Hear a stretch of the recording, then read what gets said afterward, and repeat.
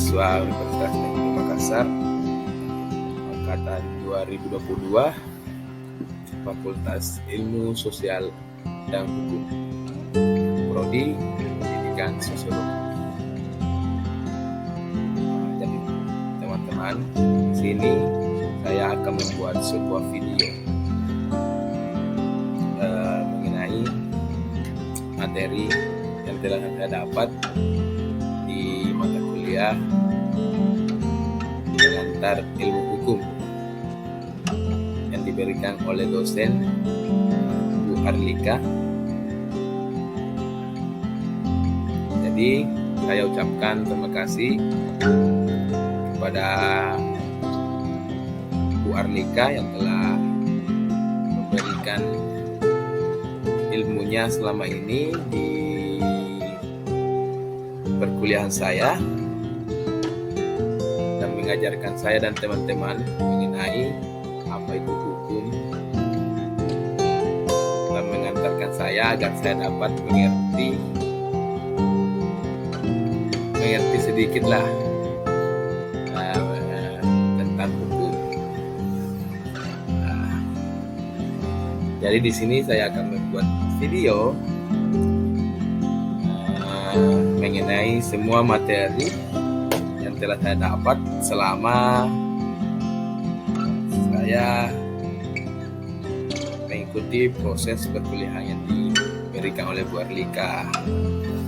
Dan lagi-lagi besar harapan saya untuk Bu Arlika itu sendiri agar dapat menonton video ini dan memberikan tanggapannya bagaimana saya melaksanakan atau menjalankan tugas saya yang telah diberikan Bu Arlika. Ya, saya berharap agar video saya dapat ditonton oleh Ibu dan memberikan komentarnya di kolom komentar YouTube ini. Oke, dan begitu pula dengan teman-teman saya di jurusan Pendidikan Sosiologi agar dapat memberikan tanggapannya. Insya Allah saya akan menjawab sewaktu-waktu. Itu, dan mari kita tonton sama-sama sampai selesai video ini materi yang akan saya paparkan. Terima kasih untuk teman-teman yang telah menyempatkan waktunya untuk menonton video ini. Bye-bye guys.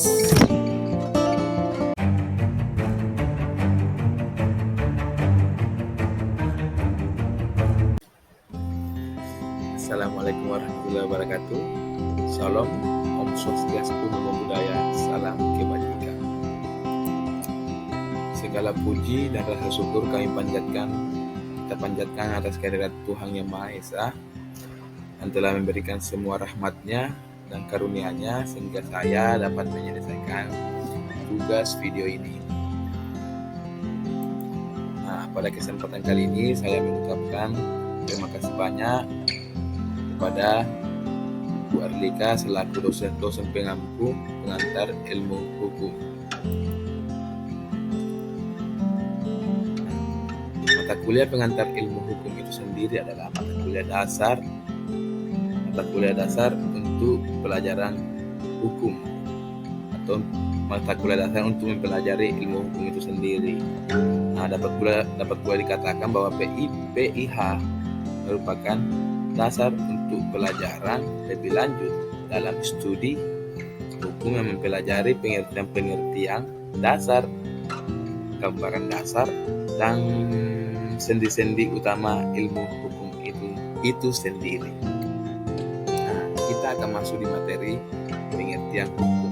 Nah, pengertian hukum menurut KBBI atau Kamus Besar Bahasa Indonesia ada 4 poin, yaitu yang pertama, peraturan atau adat yang secara resmi dianggap mengikat yang dikukuhkan oleh penguasa atau pemerintah. Yang kedua itu undang-undang, peraturan, dan sebagainya untuk mengatur pergaulan hidup masyarakat. Yang ketiga itu patokan dalam kurung kaidah atau ketentuan mengenai mengenai peristiwa alam dan sebagainya. Yang keempat itu keputusan atau perimbangan yang ditetapkan oleh hakim dalam pengadilan vonis. Nah, kita akan lanjutkan ke slide selanjutnya. Hukum menurut para ahli. Nah, menurut Aristoteles, hukum bukan berarti aturan yang dapat mengikat dan berlaku kepada masyarakat saja, tapi juga berlaku pada hakim itu sendiri. Nah, hukum menurut Plato, hukum adalah seperangkat peraturan tersusun secara baik, secara teratur dan sifatnya mengikat hakim dan masyarakat. Dapat kita katakan di sini bahwa hukum itu bukan hanya mengikat masyarakat saja, tapi baik seluruh warga negara, baik itu presiden, pemerintah, dan lain-lain. Bahkan hakim itu sendiri akan terikat dengan hukum. Nah, dan menurut J. Van Kant, hukum adalah keseluruhan ketentuan-ketentuan yang bersifat memaksa dan melindungi kepentingan orang dalam masyarakat. Nah, dan menurut Sorojo Widjodipuro, hukum adalah himpunan peraturan-peraturan hidup yang bersifat memaksa, berisikan suatu perintah, larangan, atau izin untuk berbuat atau tidak berbuat sesuatu dengan maksud untuk mengatur tata tertib dalam kehidupan masyarakat. Sedangkan menurut Mukhtar Kusuma-Aja, itu keseluruhan asas dan kaidah yang mengatur pergaulan hidup masyarakat, yang hidup manusia dalam masyarakat, juga meliputi lembaga, intuisi, dan proses yang mewujudkan kaidah tersebut dalam masyarakat. Nah, jadi dapat kita ambil bahwasannya hukum adalah suatu sistem yang dibuat manusia untuk membatasi tingkah laku manusia agar tingkah laku manusia dapat terkontrol. Hukum adalah aspek terpenting dalam pelaksanaan atau rangkaian kekuasaan kelembagaan. Hukum mempunyai tugas untuk menjamin adanya kepastian hukum dalam masyarakat. Oleh karena itu, setiap masyarakat berhak untuk mendapatkan pembelaan di depan hukum, sehingga dapat diartikan bahwa hukum adalah peraturan atau ketentuan-ketentuan tertulis maupun tidak tertulis yang mengatur kehidupan masyarakat, yang menyediakan sanksi bagi pelanggarnya. Sumber hukum. Sumber hukum adalah segala sesuatu yang dapat menimbulkan aturan hukum serta tempat ditemukannya aturan hukum. Ada dua sumber hukum, yaitu sumber hukum dalam arti material dan formil. Sumber hukum material adalah faktor yang turut serta menentukan isi hukum, dapat ditinjau dari berbagai sudut pandang, misalnya sudut pandang ekonomi, sejarah, sosiologi, filsafat, dan agama, dan lain-lain. Sumber hukum materi ini merupakan faktor yang membantu pembentukan hukum, atau faktor yang ikut mempengaruhi materi atau isi dari aturan hukum atau tempat dari mana materi hukum itu diambil. Sumber hukum materi ini merupakan faktor yang membantu pembentukan hukum. Sedangkan sumber hukum formil adalah sumber hukum dalam bentuk tertentu yang merupakan dasar berlakunya hukum secara formal atau dasar kekuatan mengikatnya peraturan-peraturan agar ditaati oleh masyarakat maupun penegak hukum itu sendiri. Ada macam-macam sumber hukum formil, yaitu pertama undang-undang. Undang-undang itu dibentuk atau dibuat oleh DPR dan Presiden. Kedua itu kebiasaan atau perbuatan masyarakat. Yang ketiga itu jurisprudensi, keputusan-keputusan yang ditetapkan oleh hakim. Nah, ada yang keempat itu traktat, perjanjian internasional. Di sini kayak contohnya ada perjanjian antar negara, contohnya Indonesia dan Malaysia. Nah, ada doktrin. Yang kelima itu doktrin, itu pendapat seorang pakar atau ahli dalam bidang hukum. Nah, doktrin ini dapat menjadi dasar pertimbangan hakim dalam menjatuhkan putusannya. Selanjutnya kita akan masuk di materi subjek dan objek hukum.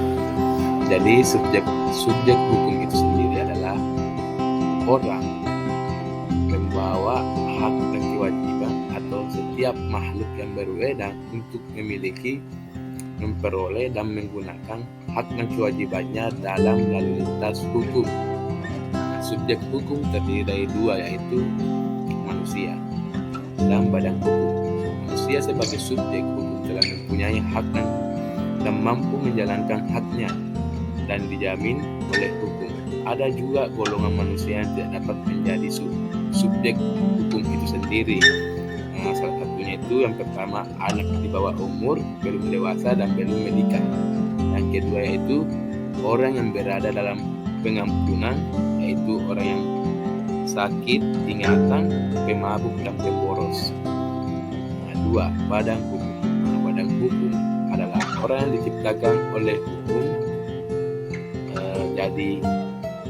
Jadi badan hukum sebagai pembawa hak dan tidak berjiwa dapat melakukan persetujuan, memiliki kekayaan yang sama sekali terlepas dari kekayaan anggotanya. Objek hukum itu sendiri, pengertian objek hukum adalah segala sesuatu yang bermanfaat untuk objek hukum. Objek hukum sendiri adalah segala sesuatu yang bermanfaat untuk subjek hukum dan menjadi objek dalam suatu hubungan hukum. Nah, biasanya objek hukum disebut benda. Nah, objek hukum berupa benda atau barang atau hak yang dapat dimiliki dan bernilai ekonomi. Jenis objek hukum yaitu berdasarkan pasal 503 sampai 504 KUH Perdata disebutkan bahwa benda dapat dibagi menjadi dua, yaitu benda yang bersifat kebendaan. Benda yang bersifat kebendaan adalah suatu benda yang sifatnya dapat dilihat, diraba, dirasakan dengan panca indera, terdiri dari benda berupa atau berwujud. Yang kedua itu benda yang bersifat tidak kebendaan. Benda yang sifat tidak kebendaan adalah suatu benda yang tidak dirasakan oleh panca indera saja, tidak dapat dilihat dan kemudian dapat direalisasikan menjadi kenyataan. Nah, contohnya merek, perusahaan, paten, dan lain-lain.